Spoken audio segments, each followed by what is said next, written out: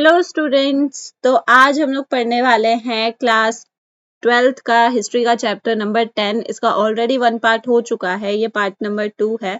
उसमें हम लोग कुछ चीजें कवर कर चुके हैं। हम लोग आज उन्हीं को आगे कंटिन्यू करने वाले हैं, तो साथ साथ में नोट्स बनाते रहो। पिछले चैप्टर में हम लोगों ने जमींदारों के बारे में पढ़ा था कि जमींदार किस तरीके से टैक्स लेते थे, क्यों वो टैक्स नहीं चुका पाते थे, और जब टैक्स नहीं चुका पाते थे तो क्या होता था। जिनको वो चीजें समझ में नहीं आई हैं वो एक बार और उस वीडियो को देख लो।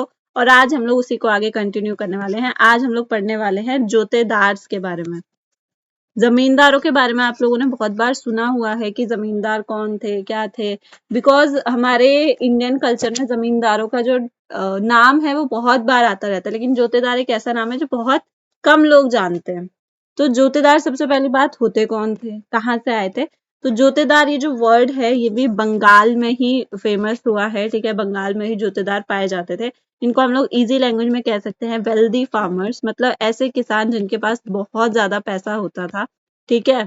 ये भी एक समय पर किसान होते थे, बट खेती कर करके इन्होंने अपने पास अच्छा खासा पैसा इकट्ठा कर लिया था। तो इनको हम लोग जोतेदार कहते थे। और कुछ कुछ जगह पर इनको हवलदार, गंटीदार और मंडल भी कहा जाता था, ठीक है। तो ये भी जोतेदार के कुछ और नाम है जो बाकी अलग जगहों पर उनको कहा जाता था। अब बहुत बार क्वेश्चन आता है कि ये क्वेश्चन बहुत बार देखने को मिला एग्जाम में कि जमींदार से जोतेदारों का जो इन्फ्लुएंस होता था वो ज्यादा क्यों होता था, ठीक है। जमींदार जो थे वो बहुत पुराने समय से थे, बट जैसे जैसे टाइम आगे बढ़ रहा था वैसे वैसे जोतेदार एक नया सेक्शन था सोसाइटी में, एक नई क्लास थी जो उठ खड़ी हुई थी और वो जमींदारों की जगह ले रही थी। तो ऐसी क्या रीजंस थे जिसकी वजह से जोतेदारों का इन्फ्लुएंस गांव में ज्यादा बढ़ रहा था, गांव वाले ज्यादा जोतेदारों की क्यों सुनने लगे थे, ठीक है। तो next point has great influence on farmers. तो इसके रीजन क्या थे। तो सबसे पहला रीजन था कि जो जोतेदार थे वो गांव में रहते थे और जमींदार जो थे वो गांव के बाहर रहते थे। हमने कल पढ़ा था कि जो जमींदार होते थे उसको ब्रिटिशर्स अपॉइंट करते थे और जमींदारों के पास ज्यादा गांव होते थे, 3 से 4 गांव होते थे। और वहीं अगर जोतेदार की बात करें तो ये अपने ही गांव में रहते थे और उसी गांव की देखरेख करते थे, ठीक है। तो इसकी वजह से इनके साथ ज्यादा अच्छा बॉन्ड होता था किसानों का। गांव में रहने की वजह से इनका किसानों के साथ अच्छा बॉन्ड होता था।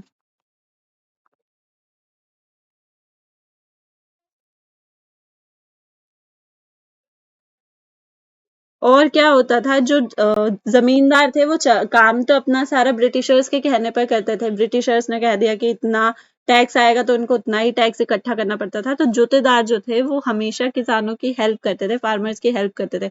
कई बार फार्मर्स जो होते थे उनके पास इतना अमाउंट नहीं होता था कि वो जमींदारों को टैक्स दे सके, तो जोतेदार उनमें हेल्प करते थे, मतलब किसानों को उतना पैसा देते थे कि वो जमींदारों का टैक्स चुका सके, ठीक है। Helped farmers.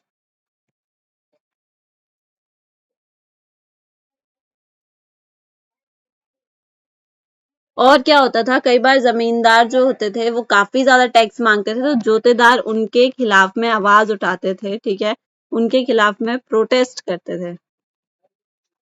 और जब उनके खिलाफ में ये प्रोटेस्ट करते थे तो गांव वालों को ऐसा लगता था कि जोतेदार जो हैं वो किसानों के साथ हैं, किसानों की मदद कर रहे हैं, ठीक है, किसानों के हक के लिए सोच रहे हैं।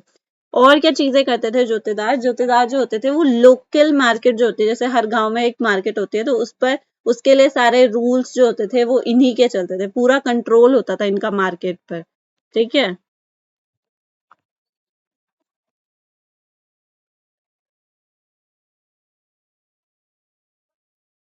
जो भी गांव में मार्केट होती थी उसके लिए जितने भी रूल्स बनते थे वो जोतेदार ही बनाते थे। इनका काम होता था कि वो उनको बनाएंगे, ओके। अब ये जोतेदार जो थे एक तरीके से कंपटीशन बन गए थे जमींदारों के लिए। तो जैसे हमने पढ़ा था ना कि जमींदारों की जमींदारी बेच दी जाती थी जब वो समय पर टैक्स नहीं देते थे। तो जोतेदार जो होते थे वो भी कई बार ऑक्शन में जमींदारों के जो प्रॉपर्टी होती थी उसको खरीद लेते थे, ठीक है। जो ऑक्शन होता था ना उसमें प्रॉपर्टी को ये खरीद लेते थे। किसकी प्रॉपर्टी को, जो जमींदार की प्रॉपर्टी होती थी उसको खरीदते थे। ये मैंने शॉर्ट में कीवर्ड्स में लिखा है, आप इसको अपनी लैंग्वेज में लिख सकते हैं। तो ये थे जोतेदार, और जोतेदार और जमींदारों के बीच में क्या डिफरेंस था ये भी आप चीजें समझ रहे हो, ठीक है। और जोतेदारों का ज्यादा इन्फ्लुएंस क्या था वो भी मैंने आपको समझा दिया है। तो यहाँ पे जोतेदार का टॉपिक हो जाता है खत्म। अब आ जाते हैं नेक्स्ट इंपॉर्टेंट क्वेश्चन पे, वो है फिफ्थ रिपोर्ट। बहुत बार पेपर में देखने को मिला है कि फिफ्थ रिपोर्ट क्या था, व्हाट वाज फिफ्थ रिपोर्ट, तो आज वही देखते हैं कि फिफ्थ रिपोर्ट था क्या। तो फिफ्थ रिपोर्ट एक रिपोर्ट थी, ठीक है, एक डॉक्यूमेंट था, एक रिपोर्ट बनाई गई थी जो ब्रिटिशर्स के अगेंस्ट में थी, ईस्ट इंडिया कंपनी के अगेंस्ट में थी। क्यों? क्योंकि बहुत सारे लोग ऐसे थे ना कि उनको ऐसा लग रहा था कि ईस्ट इंडिया कंपनी जो है वो अपने फायदे के लिए हमसे ज्यादा टैक्स ले रही है, हमें एक्सप्लॉइट कर रही है, परेशान कर रही है। तो जो पार्लियामेंट थी ब्रिटेन की, वहां पर इस रिपोर्ट को भेजा गया था, जिसमें सारी की सारी कंप्लेन्स लिखी गई थी ब्रिटेन के खिलाफ में, जो भी उनकी बुराई थी कि हाँ ज्यादा टैक्स ले रहे हैं, टैक्स के लिए टाइम भी नहीं देते हैं, माफ भी नहीं करते। तो ये सारी की सारी जो शिकायतें थी वो फिफ्थ रिपोर्ट में लिखी गई थी। अब इसको फिफ्थ रिपोर्ट क्यों कहा जाता था? इसको फिफ्थ रिपोर्ट इसलिए कहा जाता था क्योंकि इससे पहले 4 और रिपोर्टें भेजी गई थी, बट उनपे उतना ज्यादा उसका रिजल्ट नहीं निकल के आया, उनको मतलब ना उतनी वैल्यू दी गई ब्रिटेन के द्वारा, तो इसकी वजह से उनका हम लोग ज्यादा जिक्र नहीं करते। बट फिफ्थ रिपोर्ट ऐसी रिपोर्ट है जिसके बारे में एक्शंस लिए गए थे। तो फिफ्थ रिपोर्ट के बारे में हम लोग पढ़ लेते हैं कि इसमें था क्या क्या। सबसे पहली चीज, ये 1002 पेजेस की रिपोर्ट थी, ठीक है, 1002 पेज की ये रिपोर्ट थी। एंड अब इसमें था क्या, इसमें अलग अलग लोगों की एप्लीकेशन थी जिन्होंने अपील की थी कि उनकी जो प्रॉब्लम्स है उनको सुना जाए। तो किस किस के एप्लीकेशंस थे? Applications of landlord, farmers, collectors etcetera, ठीक है। ऐसे लोगों ने उसमें अपनी प्रॉब्लम्स लिखी थी, ऐसे ही अपनी परेशानियां लिखी थी कि हमें किस किस तरीके से परेशान किया जा रहा है। मेजरली इसमें प्रॉब्लम जो बताई गई थी वो थी रेवेन्यू पे, ठीक है, टैक्स पे, क्योंकि टैक्स बहुत ज्यादा था। दूसरी बात, अगर टैक्स चुकाने में लेट होता था या परेशानी होती थी तो उसके लिए जो ब्रिटेन थे वो बहुत ही ज्यादा क्रूएल थे, वो सुनते ही नहीं थे, वो किसी भी तरीके की बात को समझते ही नहीं थे। उन्होंने बस एक बार कह दिया तो कह दिया, जितना टैक्स चाहिए चाहिए। अब उनको उस चीज से फर्क ही नहीं पड़ता था कि टैक्स आएगा कहाँ से, ठीक है। तो ये सारी की सारी प्रॉब्लम्स जो थी वो फिफ्थ रिपोर्ट में लिखी गई थी। अब ये फिफ्थ रिपोर्ट जब ब्रिटिश के पास गई, ठीक है, ब्रिटेन में गई, तो इसके ऊपर काफी अच्छे से चर्चा की गई थी कि क्या होना चाहिए इसमें। अब वो बन गए थे, 2 ग्रुप्स बन गए थे, ठीक है। ब्रिटेन पार्लियामेंट में इसको रखा गया था, ठीक है, ब्रिटेन पार्लियामेंट। और किसके अगेंस्ट में थी ये थी ईस्ट इंडिया कंपनी के अगेंस्ट में।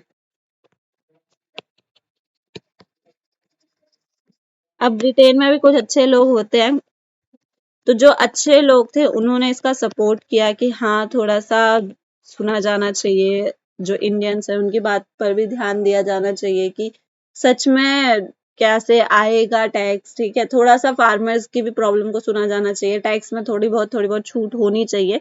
तो जो लोग थे जो मतलब ये चीज मानते थे उन्होंने सपोर्ट किया, और कुछ लोग थे उन्होंने अगेंस्ट में कहा कि नहीं हमारा काम है कि हम टैक्स ले, अब वो उनके ऊपर है कि वो टैक्स कहीं से भी ला के दे, ऐसे तो वो अपनी परेशानियां बताते रहेंगे।